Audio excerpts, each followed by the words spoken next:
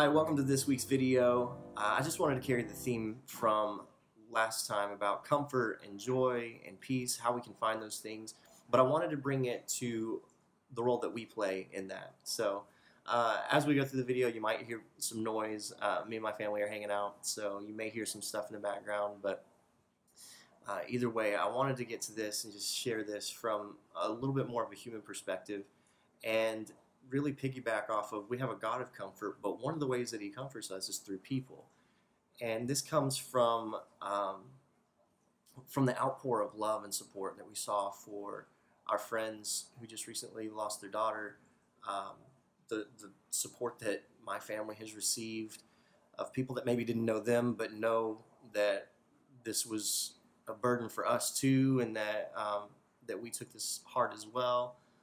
And so many others that were affected by this family and this young lady's condition when she was going through cancer, and then her passing as well. So I just wanted to talk about what it looks like to receive comfort from God through others. And Galatians 6 has really been on my heart and mind lately. And Galatians 6:2 says to bear one another's burdens, and when we do, we fulfill the law of Christ. So first of all, what's the law of Christ? How are we fulfilling the law of Christ when we bear each other's burdens? I believe that fulfilling the law of Christ isn't necessarily the Old Testament law, but it's the commands that God gave, or that Jesus gave, when He says to love the Lord your God with all your heart, soul, mind, and strength. And then He says the second command I give to you is like it, love your neighbor as yourself.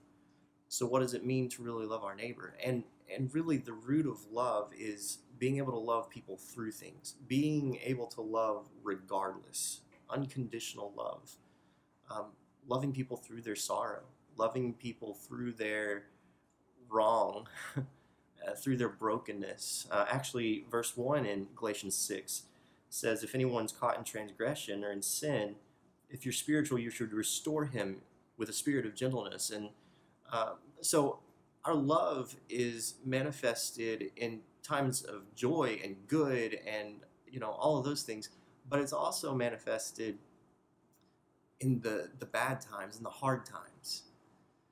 And a lot of times that's when God reveals Himself the most. The outpour of love that we experienced and that we saw, it's incomparable to anything that I think I've ever seen. And what it really means to bear one another's burdens is to come alongside, to carry the burden with. That's the whole point and the idea of bearing the burdens. It's experiencing it and feeling it with them. It's empathy.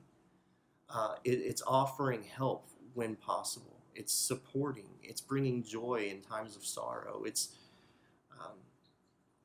lending a helping hand. You bear one another's burdens. He follows in the next verse, if anyone thinks a lot of himself when really he's not, then he's just fooling himself. And that's verse 3. And I think we have to keep that in mind. None of us are beyond being able to help someone else out. None of us are beyond bearing the burdens for others.